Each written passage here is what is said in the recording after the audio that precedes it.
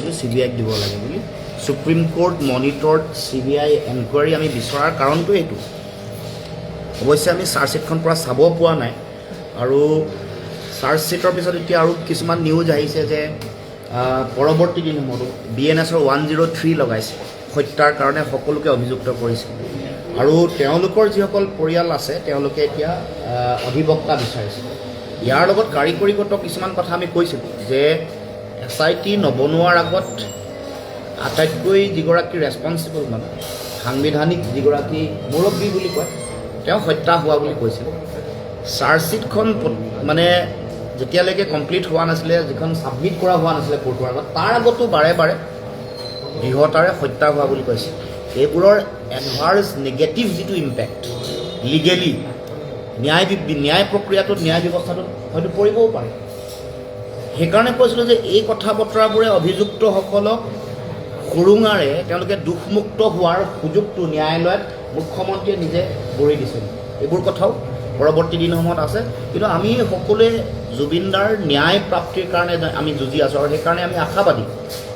আজি কেৱল মাত্ৰ অধিবক্তা এগৰাকীৰ মই একো চাব পৰা নাই, কিছু মোৰ মেছেজহে আহিছে যে কৈছে যে সুৰুঙা থাকিব পাৰে।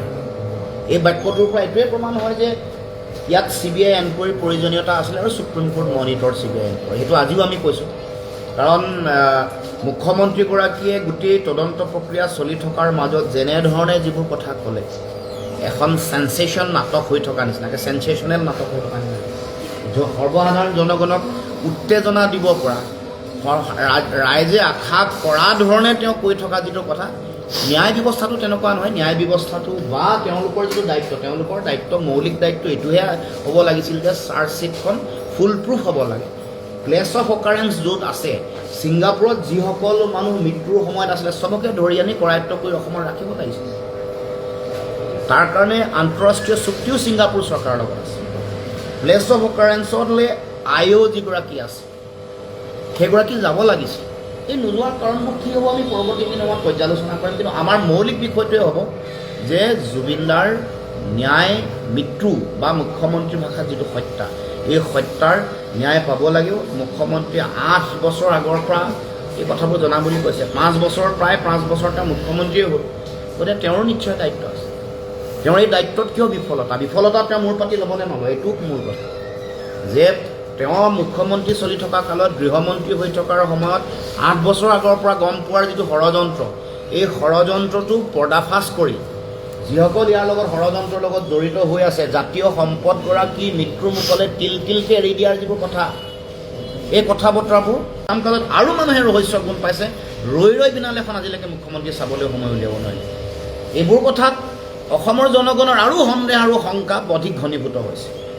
আৰু হত্যা বুলি মুখ্যমন্ত্ৰীয়ে কোৱাৰ পিছত আমি ভাবোঁ যে যিসকল আপোনালোকে দেখি আছে ABCD, তেওঁলোকৰ এগৰাকী জাতীয় সম্পদ যাক লৈ তেওঁলোকে বজাৰখন চলাই আছিলে, সেইসকল হত্যাৰ কাৰক হ'ব নহয়। হত্যা কৰিবলৈ শক্তিশালী কোনোবা ফ'ৰ্চ লাগিব, শক্তিশালী কোনোবা শক্তি লাগিব, কোনোবা মানুহ লাগিব।